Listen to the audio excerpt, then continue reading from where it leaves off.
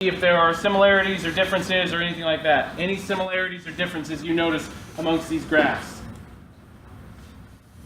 What do we notice about them? They're what? They're all positive. Okay, they're all positive, they're all rising. They're positive what? Slope. Or we could say positive correlation. Did every single one of these show positive correlation? Yes, so that's good. So now let's look at question number 2. Interpret the meaning of the y. And by the way, we're going to work through these questions right now. So we're basically going to talk about what they are. So you should probably put them right in there. Question number 2 says to interpret the meaning of the y-intercept. And we got rid of that x-intercept part. Did anyone interpret the y-intercept?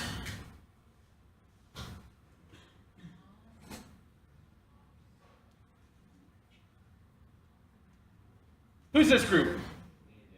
Okay, we're gonna talk about this group right here. I'm gonna move it right here. Okay, so what was your y-intercept? The y, like, it was like 5.28? Yeah. Okay, so at that point right there, their y-intercept was 5.28, and what would the units be on that? What do you say, Kylie?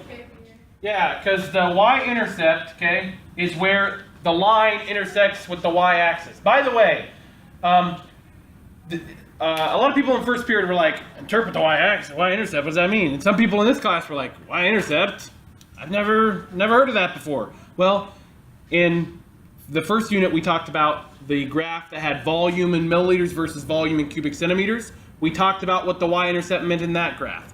We talked about a lab where we had mass versus volume. We talked about what the y-intercept meant in that graph as well. Here, every single graph that we have a y-intercept, I'm always going to ask you the question, interpret the y-intercept. And so in this case, they have a y-intercept of 5.28 kPa. Well, interpret it. What did you guys say about this 5.28 kPa? Like what I had was that, like, according to the thing, that when there weren't any particles available, that there was still pressure, but I also said that was probably because of the way the syringe worked, because you can't, like, actually take out all of the particles in it. Okay, how do I know, based on looking at this graph, that there should be 0 particles? Just because of the way, like, this angle works. Right. I follow this line till where it crosses the y-axis. That, by definition, is the y-intercept. My y value at the y-intercept is 5.28. What is my x value at the y-intercept? 0. Everyone see that? There's a question on your retest that said, oh, interpret the y-intercept. Well, the x value at the y-intercept every single time is going to be 0. But in this case, it's 0 what? 0 puffs, or 0 particles, right? So if I have 0 puffs, I have a pressure of 5.28 kilopascals. Does that make sense? No. What is pressure in terms of particles? What are they doing to create pressure? Colliding. So if I have 0 particles, can particles collide? No, that's ridiculous, right? So what should the pressure be in this? 0. 0. And so when you guys interpret so I want everyone to make sure they type this, okay? Because it's really important, okay? When you type this, you should say something like, if I have 0 puffs, or particles, oh yeah, we're watching Elijah. We're watching you type, by the way. Question number 2. If we have 0 particles, then they have a pressure of 5.28, or whatever your y-intercept is. In this case, their y-intercept was 4.2 kilopascals, and so I would interpret this one. If I have 0 particles, they have a pressure of 4.2 kilopascals. So then you put period, and then you can talk about whether that makes sense or not. Does it make sense? No. Why? What should the pressure be? 0. Okay, so then you should say the pressure should be 0 at the y-intercept because you can't have any collisions if you don't have any particles. The pressure should be 0 because if you don't have any pressure, if you don't have any particles, you can't have any collisions. Follow that? My video is taking a weird picture of my belly. Because if you don't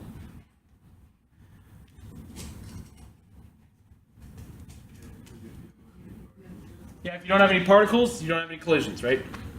Okay, so that's question number 2. Any questions about the y-intercept and interpreting it? Okay, now question number 3 says, verbally describe what happens to the pressure when you change the number of gas particles. Every single one of us should be able to answer this question. If I increase the number of particles, what happens to the pressure? It increases. If I decrease, it'll decrease. So say something like that. If I increase the amount of particles, it increases the pressure. If I increase the amount of particles, I increase the pressure. If I decrease the amount of particles, I decrease the pressure.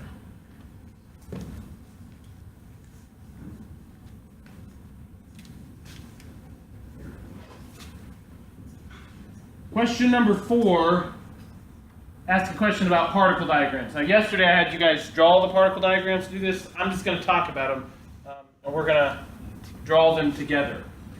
And so if I had this representing, let's say, 5 puffs, and I pull that back to 10 milliliters, just like I did here in this lab, I could show my particles like this, and I'll show 5 different puffs.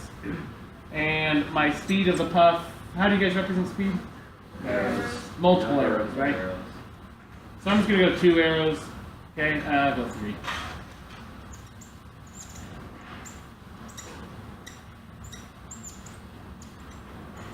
Okay, so I've got that. Now if I wanted to do one that, again, my volume is going to stay constant, so what's that going to look like over here? How am I going to make sure the volume is constant? Same size in the box. And then, let's say I do 1 puff, or 2 puffs of air. Let's go 2 puffs. What would I draw inside of there?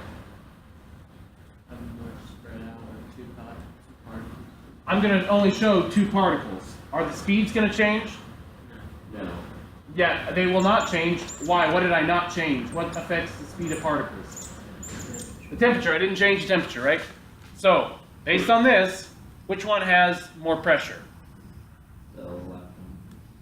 More collisions. Yes, and so your answer to question number 4 should say something like, well, if I have more particles in the same amount of volume, if I have more particles in the same amount of volume, there's going to be more collisions.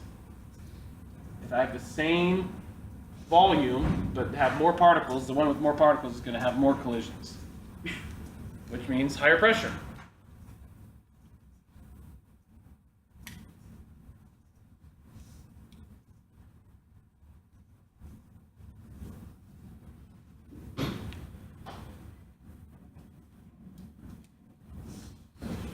Now, question number 5 is similar to the question that we did yesterday. So what I want to do is I want to take a minute to calculate these. So I'm going to be looking at a board. That's why I had you guys write your data tables up here.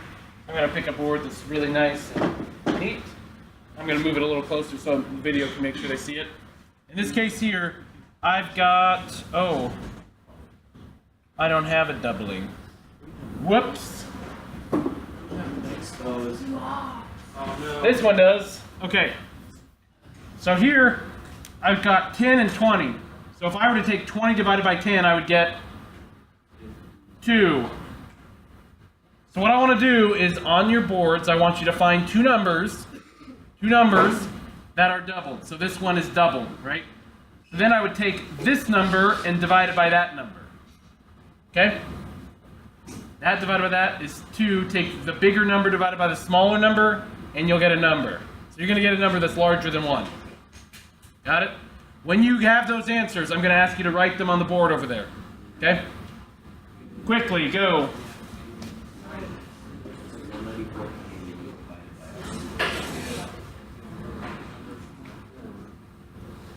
You have it? Oh, this was ours and we didn't have a double. You can use this one. Right. Okay, pull it up, take that number. Write it on what board? Yep. Oh, just write it on that board over there. One of those boards doesn't matter.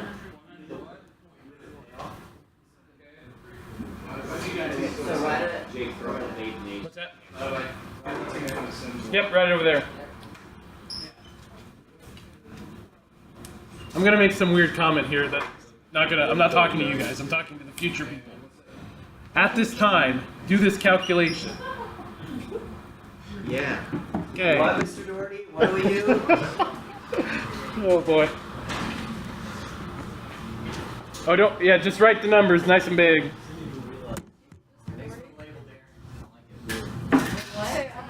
I'm eating 5 staples. Fine, so I just don't have to like. Okay, quickly, hey, let's be quick. We gotta move, Quickly. Wait, which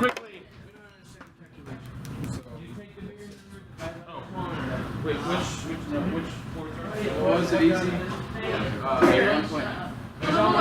you've got 5 and 10, so you're gonna take it from the number that's listed in 10, which is 101. I'm doing it right now. Divided by 51. Okay, it's 1.9. Still 1.93. Hey, quickly, don't be taking time drawing hearts and stuff. Quickly. Yeah, John. You forgot her name. Actually, no, because Okay. Now look real quick. Quiet. Okay, we've got these numbers. Boom. Calculate the average real quick. That plus that plus that plus that plus that plus that divided by the total number. Quickly. no, I got it.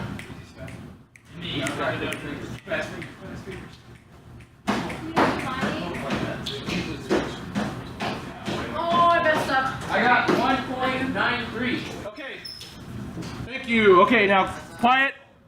Everyone, this is your answer to question number 4. Question number 5, my fault. Question number 5 is class average, not callus.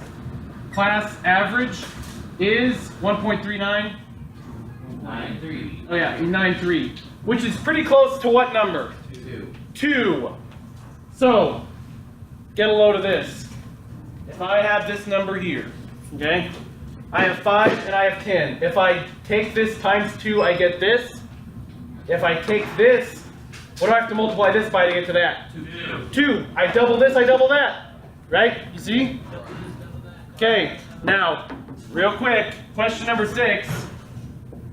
Wait, that's all we need, right? Oh, sorry. If we decide to double the number of particles, what would we do? We would double the pressure. Just say double the pressure. Double pressure. Okay?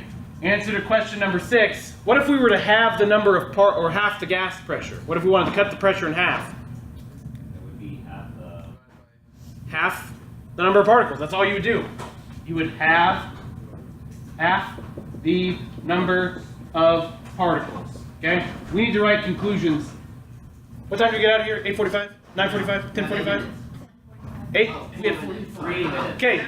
We've got a book because I got to make sure this is on a video. Okay. So conclusions.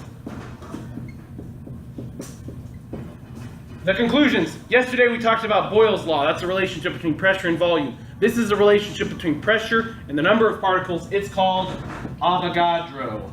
Avogadro's law. Not avocado. Avogadro's. This is like a huge number. Yes, we will talk more about Avogadro later, but this is just talking about the number of particles and the relationship between gas pressure. Okay? What it says is this. Pressure and number of particles are directly proportional. What's it mean if they're directly proportional? Well, I'm going to tell you real quick. Yesterday we talked about something that was inversely proportional. If one increased, the other decreased. Here, if one increases, what's the other one do? The other increases. The other increases. But not only that. If one doubles, what does the other one do? The other doubles. The other doubles. Now, I'm going to get crazy with this, okay? If one is multiplied by 100, then what's the other one done? It would be multiplied by 100 as well, right? This is what is a direct proportion. Now, next time when you come to class, on Monday, we're going to focus on the relationship between pressure and temperature. For now, turn those labs in. You should be good to go. Turn them in. They will go on this quarter, and we'll be done. If you guys can, try and erase your boards and put them up. Yes. What?